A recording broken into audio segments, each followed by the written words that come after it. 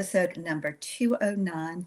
Why does easy feel wrong? I am Kathleen Wiley, a Jungian Psychoanalyst in North Carolina, and I am here with Deborah Henson-Conant, a composer, performer, educator, mentor, creative. We both play the harp, and that's why we call this Jung at Harp.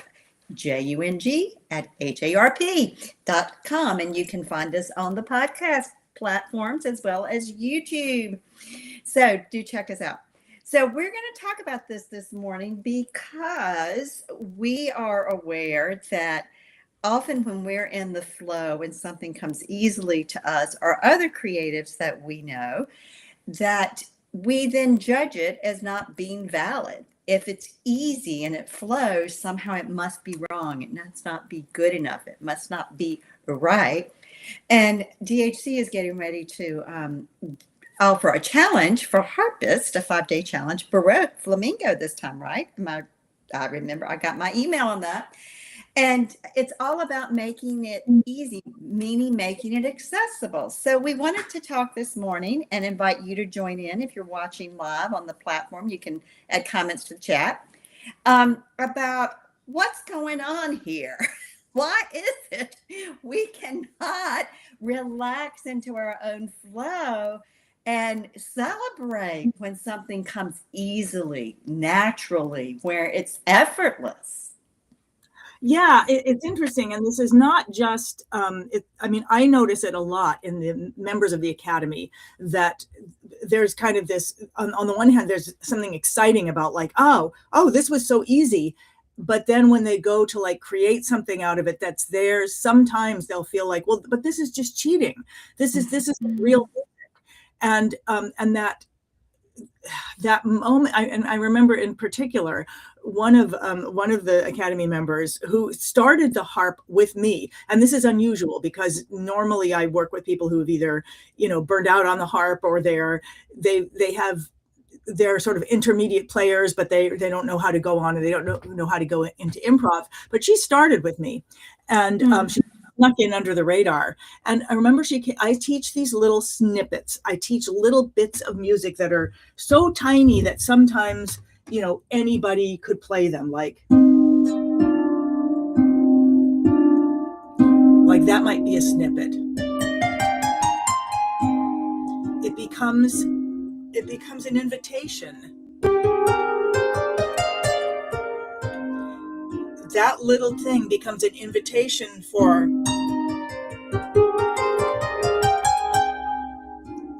and yet it starts with something so simple that and these are snippets. They're little improv prompts or meditation prompts, or it's the kind of thing that you might, if you sat down to play with another player and you weren't sure, you sat down to improvise with another player and you weren't sure what level each person was at, you might offer something as simple as that. And it has everything that's needed to make music. It has a periodicity, it has a sense of rhythm, it has, and I can even open it up more.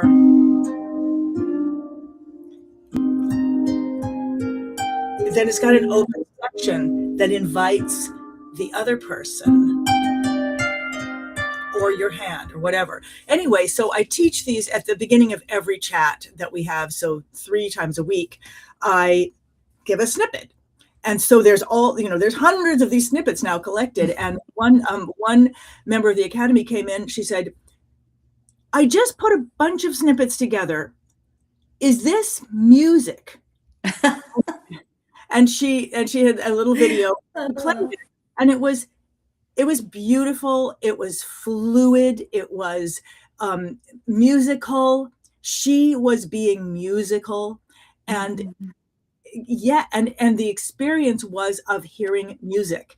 And yet, what she felt like was, but I just took these things that I already know, and I just put them together in a way that felt good.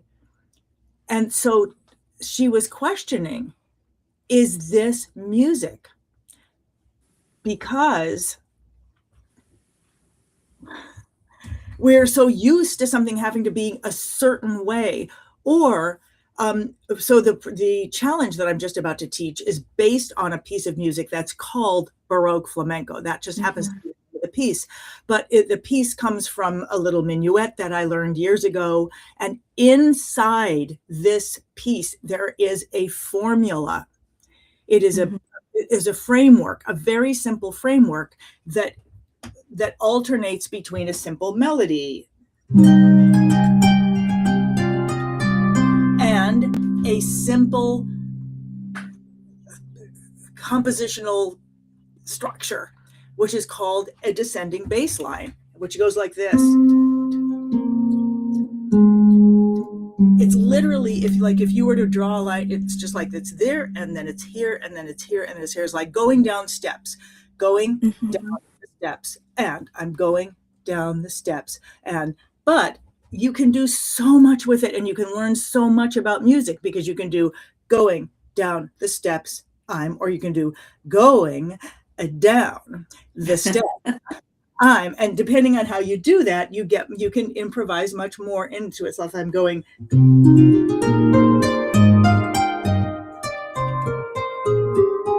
so you can see that I'm simply using that pattern, but I can take it twice as long.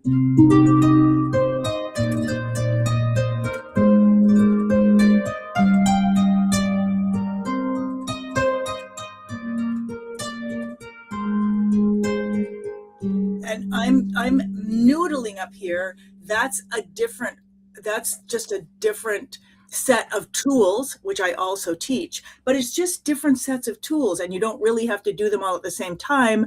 And within moments, anyone, like someone, if I had someone to my house and I said, let's play the harp together, and they'd be like, I don't know how to play the harp. And I'd be like, well, that's okay. I just want you to play this note, and then this note, and then this note, and then this note. You just keep doing that over and over and over again, and I'm going to play around you. And we would be able to play together. They would be playing music with me. If I were to tell them to, and if I was to say, okay, now you can do that. Let's say we did that for 10 minutes, and they're like, hey, I can do that. I may not be perfect, but I can do that. And then I can say, okay, now I want you to do that, but in between, I want you to play notes up here. So you'd go.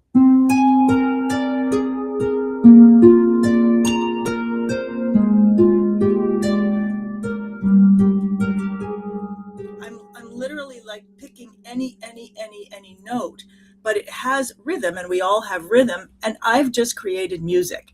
Now, I'm not saying that's the most beautiful music in the world, but I'm saying that within a moment, you can create something that is music. And then as you keep, then you bring in the experience of making it a practice.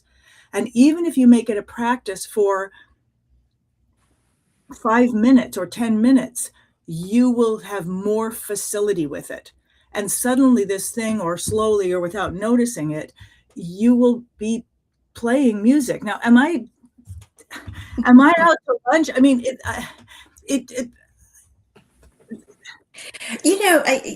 I don't think you're out to lunch. I'll tell you where my mind went as it was listening to you. Well, I had several reactions. One is I was aware of my own reaction the first time you used the word simple.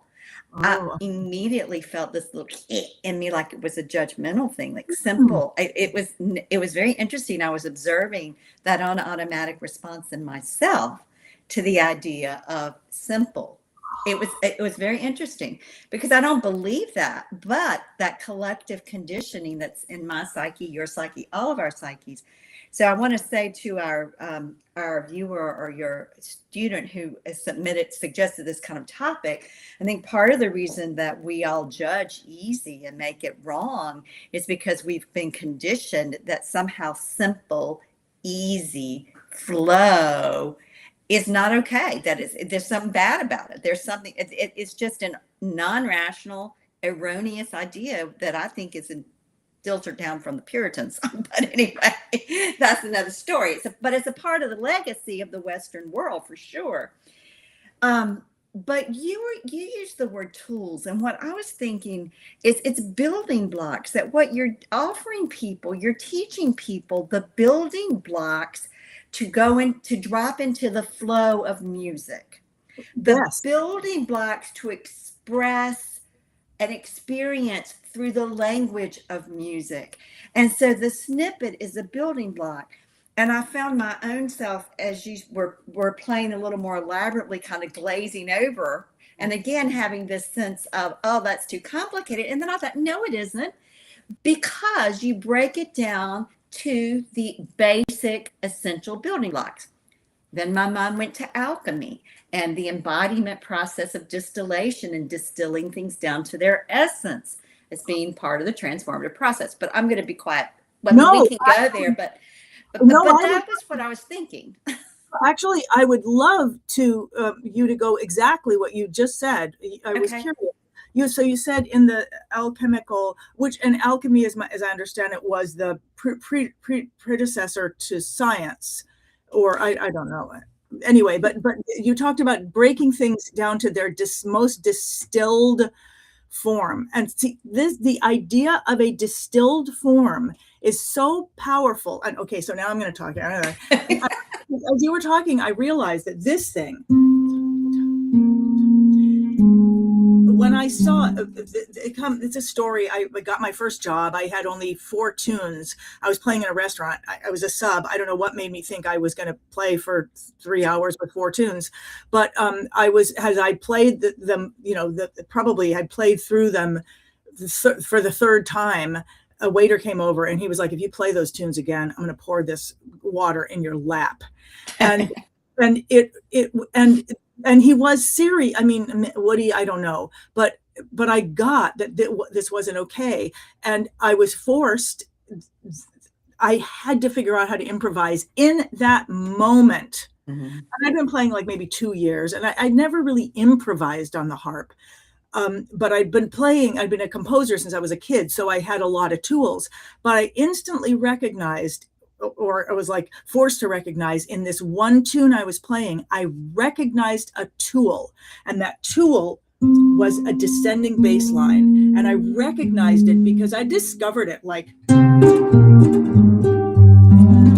I'd recognized it from cartoons and all kinds of stuff. I recognized it, and I thought, okay, this is something. It's a thing that maybe I could play with. And so I took this tune that was built of a little melody that was pretty, and this tool, and I kept going back and forth, and I used the tool, and I couldn't play well, so I might have been playing like that very slowly, but I was doing that kind of thing, and when I would get lost, I would come back and I'd play that melody again. I had a sophisticated mind, like we all do. We're adults. We've been listening to music for a long time, but I had the facility of a child. But with this this particular formula in this particular tune was so strong that it served me there in that moment, that I kept the job. I was able to play this tune. It started to become a game. And I was like, how long can I improvise on this? And when someone looks at me like, what is she doing? I'd go back to the melody. I'd play that game. So, but then the tune grew and grew and grew and grew. And I began thinking, what else could I do? Could I add rhythm? Eventually that one little simple tune became Baroque flamenco, this big tour de force. But what I'm teaching is the fundamental framework, because it's so powerful. And every time I go back to it, it's a new opportunity to discover something new about it. Distilled. It is the distilled form of this piece. Okay, so now talk about distillation and alchemy, and what's the power of distillation? Yeah, so let me just, for those of you who are our viewers who aren't familiar with alchemy was a medieval science that on the outer surface attempted to turn base metals into gold. And Jung, as well as other psychologists and philosophers, recognized that it really was an attempt also to work out kind of the evolution and transformation of the instinctive self to be more of an expression of the whole man. The spiritual man would be typical, or person, I'm using man generically. So alchemy there are a series of operations or processes that were a part of this experiment to turn base metals into gold. And Jung says that they all represent the kinds of processes that we go through in our own journey to individuate or embody the self we are, embody the fullness of the innate being we were created to be. And this is what part of what we work with in spirals 2 and 3 of my online embodiment circles. So if you're interested, everybody starts with embodiment practices first to make sure you've got that container of self. Then you move to the processes. It's also the subject matter of my forthcoming book once I have a publisher. But distillation is the process whereby something is distilled down to its purest essence. And if you think about distilled spirits, distilled essential oils, what happens is that the original substance is heated, it evaporates so that the denser and the lighter portion separate out, and then the portion you want, the more concentrated, is collected and then cooled, and it goes into a different little flask. That's what makes alcohol, the more distilled, then the greater the percentage of alcohol, or again, the distillation process for essential oils. That's part of how the concentrate, the essence is what's collected. The essence. Can I go back and ask you, you said the term, you said the fullness of the innate. And yes. I loved that because it sounded almost like a paradox, because you'd think the innate is the smallest version. So, but you use the word fullness. Yeah. So, different systems of thought and different philosophies, etc., have different views on this. And my view, which I think is consistent with what Jung writes about, is that there is an essence that we are born with, an essence of who I am, of who you are, that our psyche wants us to live into and embody, meaning to actualize, to realize, to actually experience it physiologically in our body, and thus then act and move in the outer environment in a way that reflects that. So that the process of individuation is about living into and embodying that wholeness. There are things that are common to all human beings, but there are things that are unique to each of us. We are each a unique confluence of all of the forces that come into creating this living being that we are. I think that very what you just said is why I love teaching distilled processes, like what I'm going to be teaching in this challenge. And by the way, anyone can always go to hipharp.com. That's hip as in cool, harp as in the instrument.com /challenge. And you'll get to the current whatever challenge I'm doing. So you can find that. But if I can teach, and this is very selfish, but if I can teach a distilled process, I can watch the humanness of each person bloom in the, and will often bloom in the face of limitation. Also bloom, especially like it's almost like limitation, like creativity thrives on limitation. So if they come to this thing and they're like, I can barely do this, the creative move might be get someone else to do it. So 2 people are playing the harp. The other creative move might be to like, I can't do this, I'm just going to sing that part. Like, it doesn't matter. Like if I'm thinking this is too technically difficult for me, who's to say that this la la la la la la la la la la. Who's to say that isn't as good?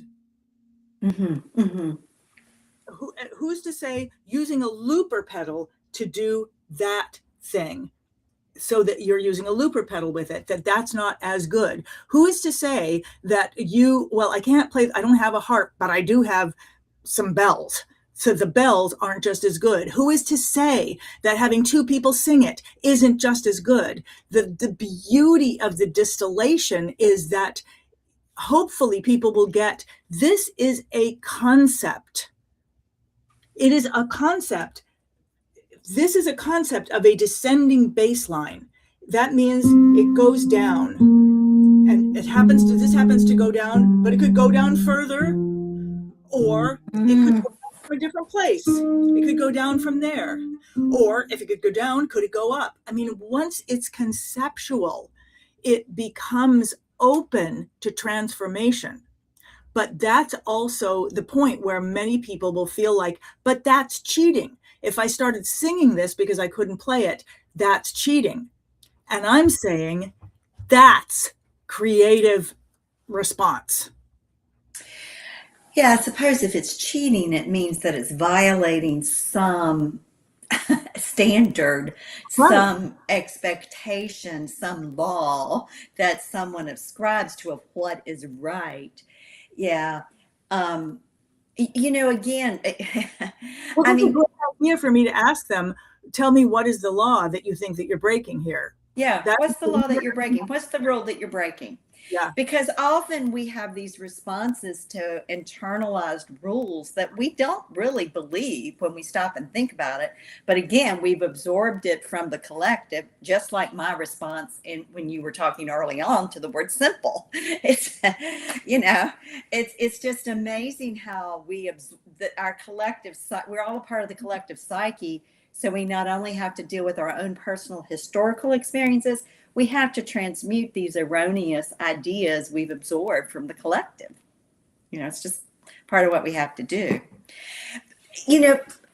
I want to go to the law for a minute and the distillation. And you look like you had a thought there, so I want you to hold that to come back to that. But I was thinking about how important it is to distill what matters to us. And I talk about this in my work with people one-on-one and in my embodiment circle as setting sacred intention. It's like, what is, if I'm going to sit at the harp and play, or if I'm going to be here with you and sharing with whoever joins in with us or watches afterwards, then if I have a sense of my sacred intention, that keeps me connected to the essence, or I could also say, what has heart and meaning for me in this? So if I go to play with the snippets, with the building blocks you offer, if I sit down and I pause to say, what is my sacred intention for what I'm about to do? Maybe my sacred intention is to release the stress of the day. Maybe my sacred intention is to hear the beauty of what each piece offers. Maybe my sacred intention is to let myself go into an altered state of consciousness. I mean, whatever. Again, it's like, what is it that has heart and meaning in that moment that is connected to the greater self that I am? That is connected to the whole of me, not just the compartmentalized, I'm going to sit down and try to get this right. That's so much more limited than if I pause and have a sacred intention, a distilled heart and essence, meaning, purpose for the moment. And what if you don't? I mean, let's say you don't have a purpose, but you have a framework. Let's say you have this framework, and can you discover a purpose from practicing it without, like, I would say that there's a value in, even if I don't know my sacred purpose, that I could find my sacred purpose by taking the action without judgment and for long enough. And without saying, I'm going to find my sacred thing, but just doing it with trust and faith in the process. But you're coming with trust and faith in something. And so there is some sense of essence behind that. I'm laughing because I'm thinking, well, if I don't have trust and faith, like, could I have a trust and faith card? Like, okay, don't have it. Okay, stop at the door. You got your trust. You got your trust. You got your faith. Okay, I'm gonna put those in. Okay, all right. And even if I don't believe. Oh, that's funny. But I think this maybe is partially, it gets to the heart of the question of why does easy feel wrong? Because if we don't have a sense of connection to the self that we are, which for me, the way to have that is through what I call sacred intention. That language, that concept might not work for everybody. But let's just say, if you have some way of connecting to that larger sense of who you are, then you are then in the flow of your own psychic energy. And it's like being in the river and going with the current. If you aren't there and you're coming with this sense of, oh, I'm floundering, I just have to effort and keep doing this thing over and over till something happens. I liken that to swimming against the current. And there are people who swim against the current very effectively, both literally and energetically. But I think this when things feel easy, it's usually because we are swimming with the current, and the current is also carrying us. And so if one can drop into that current of the music with the practice of focusing on the patterns with no intention or focus or sacred intention, the key is going into the flow, going with the flow instead of against the flow. I think it's when we go against the flow that it ends up feeling so hard. As you're speaking, I just keep thinking about my journey with the tune, the Nightingale, because I mean, it's many people's favorite song of mine. It's super simple, and it's got a descending bass line, which I love. La, la, la, who will sing for the nightingale when the night is gone, when the daylight comes? And it goes on like that. It's very, very simple, and it's so simple that I felt shame in singing it. And I didn't want to sing it until a friend of mine literally threatened me. I mean, he threatened me, said, if you do not sing this song, I will kill you. And if it wasn't for him, this song might never have been in the world. And I remember when I was singing it with an orchestra, and I remember the conductor, and I think it was Doc Severinsen, he said, stop. He said, stop doing anything. Sing this like a child. Don't make anything of it. That's where the beauty and the power is. And I kept trying, how can I make it good? How can I make it impressive? And I'm thinking also about something that I started doing now. I started sort of making trances for myself, like at night, like, little, like something like, I don't know, but like, as you lie here, there is nothing to do, nothing to worry about. Like, I just make these little things that I then, it's time to go to bed, listen to your little lullaby. And but my fear, I've sung them, or I've played, I think, one of them for the Academy members, and they're like, I want that. The amount of shame that I have of like, but it's not. And you can see my whole body is just like, and if I were to be told, I will kill you if you don't do that, or there is someone out there who needs that,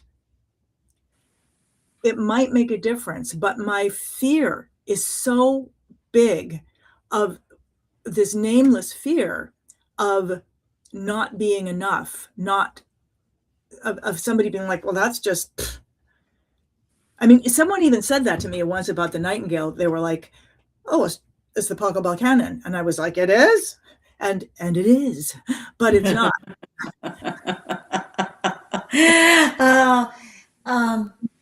Yeah, I was having a moment of my heart's compassion for you and my own identification also, that when we don't embellish our essence, we just put our essence out there. It's such a vulnerable position to be in.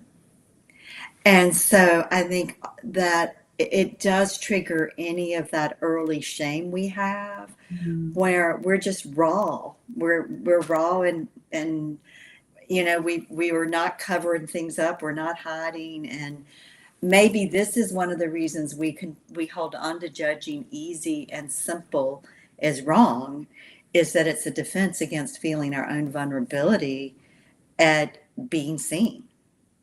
Well, we just got this from Tovala. It's shocking. Yeah. But, and reading that, I feel really emotional reading that. Yeah. But it is true. Like, as we shine, we are seen. And there is, shining doesn't have to be, hello, I'm a star. Fireflies shine, and the reflection of the moon shines. And there are many, many things that shine or glint or allow themselves to be seen. They're almost, I'm thinking that when something glints, it's like an invitation. Yeah. So I'm thinking, so now Tovala's comment made me think about the scripture, don't put your light under, don't put your light under a bushel, let it shine. This little light of mine, I love that little song, this little light of mine, don't let it shine, don't hide it. Anyway, I think again, we all have the collective conditioning and all of what we've been everything that we've been indoctrinated with, and then we've got our own personal historical overlay of it, where when we did it was all out there shining, somebody did come along and shame it for us. And getting back to the distillate for a minute, because the distillate, that essence, doesn't have anything covering it up. It's not contaminated with anything else.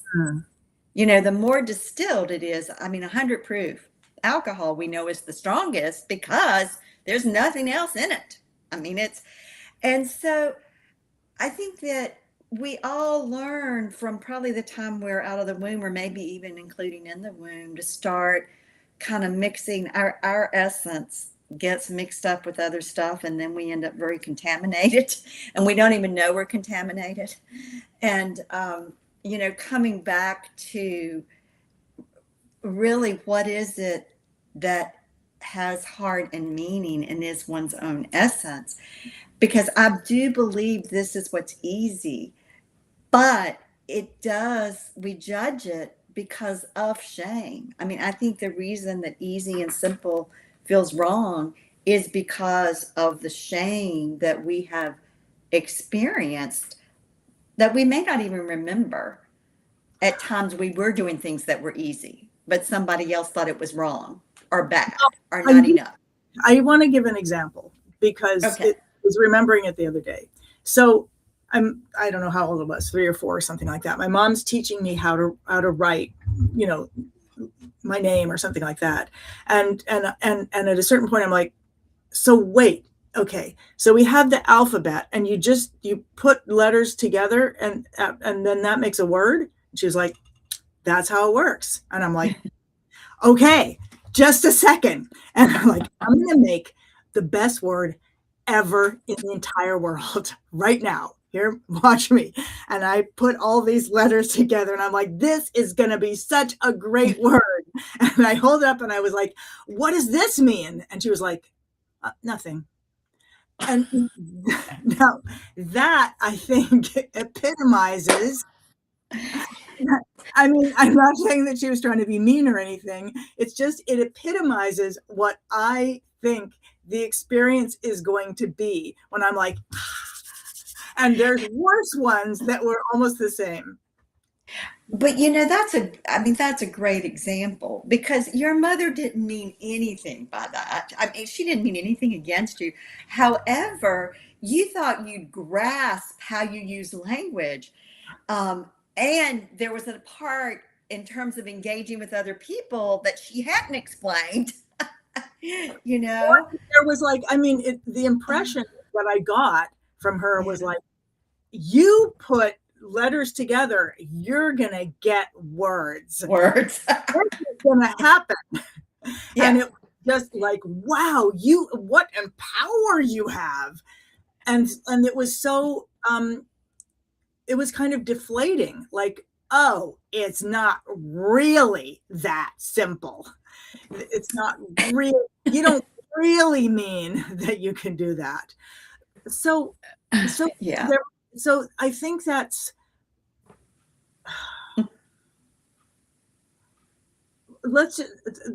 think this happens to a lot of musicians. So what can we do about it? Let's just take a little moment to, like, how might each of us this week invite our essence? And I gotta say that as we were talking about, the simplicity, and I was thinking about these little trance things, or they're like anti-trance trance. It's like, meaning we're in a trance all the time, thinking, and so it's an anti-trance trance. Like, it's just like, hey, it's really okay. It's all right. The space between me sharing something like that, between me making something like that for myself and me sharing it with people, is like, now I had a friend who was going to go in for some surgery, and she wrote out a little poem and asked if I would make a little song out of it for her so that she could listen to it. And that was something that I could do, and I could share it with her, and I even shared it on Facebook. But that was like a request for a specific thing. But this other thing, the fear, I think it's the fear, and somebody just said something about this morning. I can't remember where. The fear that I'll show it to somebody. Oh, it had something to do with gambling, actually. I think they were like, I don't want to find out that I don't win, or something like that. Fear of finding out that this precious little thing that has so much meaning for me is not of value. And me deflating, me then losing my sense of value in it and not standing up for it. That's my fear, I think. Well, so the one thing I would say that to do this week, and I have to do this constantly myself in many arenas, is whenever I find myself comparing myself to someone else, or thinking that I'm in competition with them, I have to do it like them, or judging myself, that I stop and say to myself, cancel. What's of value to me? Because part of psychological maturity, and I think part of creative maturity, is recognizing something may have value for me, but it may not have value for someone else. And does that mean it's not worthy? It's not worthwhile? Not at all. But it is, I think, a sign of psychological maturity, and I think, again, creative maturity, to recognize this has heart and meaning and value for me. And because it is my essence, it is distilled, then I'm going to trust that probably there is someone else out there it's going to resonate for. And I'm going to share it for that reason. Again, trusting that there will also be people who aren't going to value it. But does that matter? I think, again, this whole idea that if it doesn't matter to one other person, then that wipes it out. That's the problem. That's the false idea and belief that's got to be destroyed. I do believe when we share something from our heart, it resonates with other people. I believe that.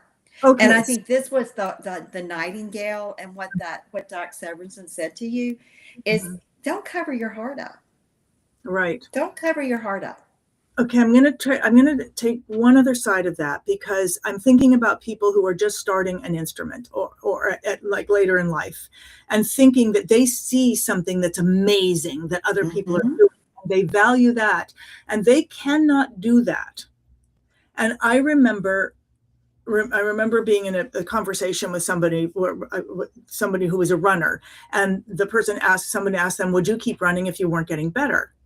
And I don't know what he said, but I started thinking, I'm actually not going to get any better as a runner. I probably won't. I mean, I'm not going to train, blah, blah, blah, blah, blah, blah.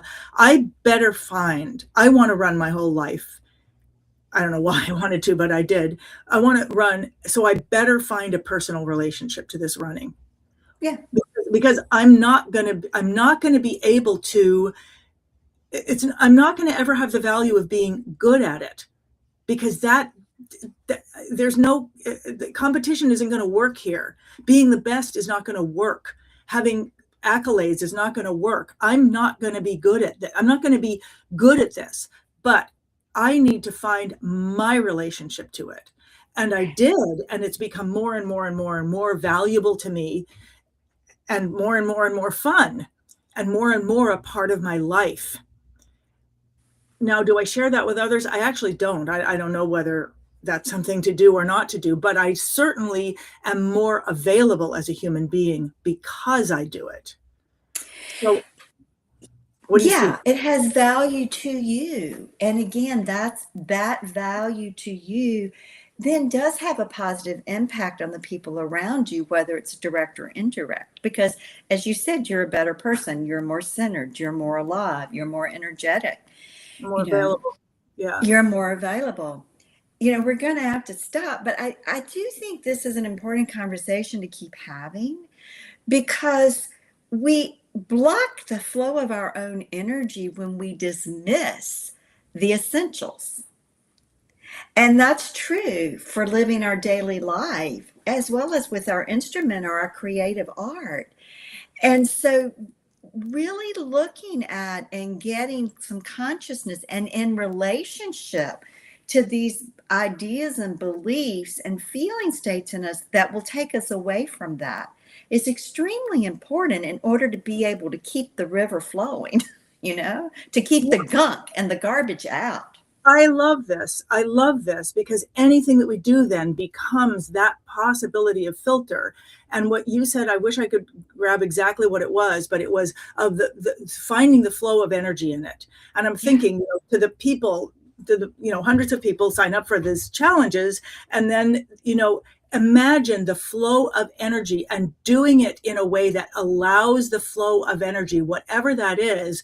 And that is the thing to discover. Where is the flow of energy here? It's making me think, go back to the challenge, ask that every single day. Yes. Where do you find the flow of energy here? Yes. What did you have to let go of? Yes. In order to do that? Yes. Yeah. Okay. All right. We have our focus for the week. Yeah, we do. Kathleen, thank you so much. Thank you, Tovala. Thank you, Deirdre, who also had a lovely comment here.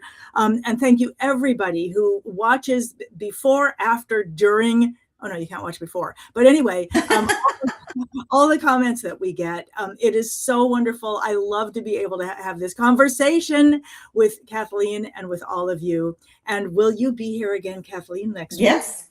We'll see each other next week. Okay, see everybody next week.